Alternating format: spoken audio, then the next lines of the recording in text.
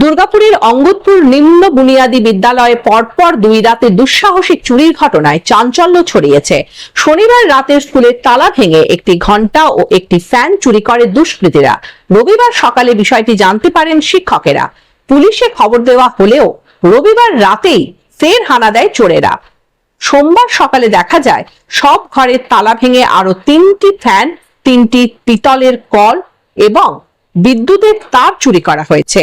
ভাঙচুর করা হয়েছে স্কুলের ওয়্যারিং। প্রধান শিক্ষক দুষ্কৃতীদের গ্রেপ্তারের দাবি জানিয়েছেন। ঘটনার তদন্ত শুরু করেছে কোকোভ্যান থানার পুলিশ।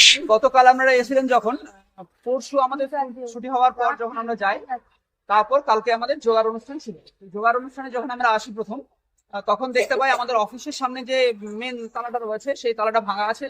এখানে ভেঙেছে, কিন্তু জিনিসগুলো লগ্নভণ্ড করেছে, কিছু জিনিস নেয়নি, ওখানে কেবলমাত্র একটা ঘন্টা নিয়েছে।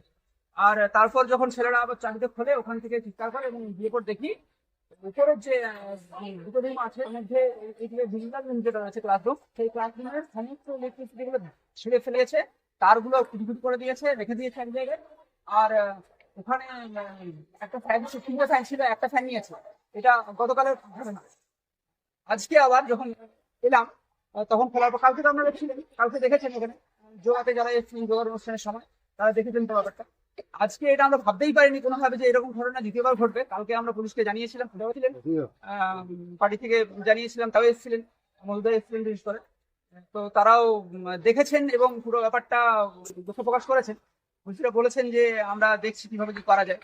তারপর আমরা যথারীতি চাবিটা নতুন করে লাগিয়ে যোগা হয়ে যাবার পর আমরা বাড়িতে যাই।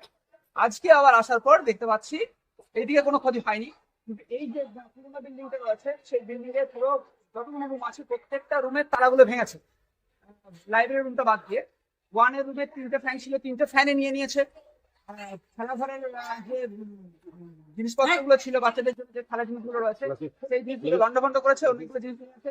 রুমে আমাদের কিছু খাবার রাখাকে, সেখান থেকে ডালটাকে নষ্ট করেছে। আরো কিছু তেল জিনিস কিনে আমি বুঝতে পারছি না, আমি গিয়ে বুঝতে পারবো যে কোন কোন স্টক থেকে কি কত গেছে। আর ওইদিকে আরেকটা বিল্ডিং রয়েছে যেখানে আমাদের পুরোনো জিনিস থাকে, সেই জায়গাটা ভেঙেছে। এই জায়গাটা এখনো পর্যন্ত ক্ষতি করেছে। তো এই জায়গাটা আমরা কোনোভাবে ভাবতে পারছি না যে এরকম ঘটনা ঘটবে। যে পুলিশ প্রশাসনকে এই বিষয়টা নিয়ে খুবই তাড়াতাড়ির মধ্যে সক্রিয় হতে হবে। একটা স্কুল, বিদ্যা মন্দির, এবং এখানে ছোট ছোট শিশুরা বেড়ে উঠছে, পড়াশোনা শিখছে। এই জায়গায় চুরি হওয়াটা আমাদের সমাজের মধ্যে একটা খুবই খারাপ মেসেজ যাচ্ছে। তো বলবো যে এটা ইমিডিয়েটলি পুলিশ যেন অ্যাকশন নেয়। প্লাস হচ্ছে গ্রামের যারা আছে, গ্রামের যারা কাছাকাছির মধ্যে যারা আছে বা লেভেলের মধ্যে আছে, আমি বলবো তাদেরকে ইমিডিয়েটলি এটা নিয়ে ভাবতে হবে। আর যদি রাত্রেবেলায় একটা নাইট গার্ডের ব্যবস্থা করা যায়, কারণ সিসি ক্যামেরা বললেই বসানো যাবে না, যদি একটা নাইট গার্ডের ব্যবস্থা করানো যায় 2-3 জনকে দিয়ে গ্রামের ছেলেদের বা প্রশাসন থেকে, তাহলেও খুব ভালো।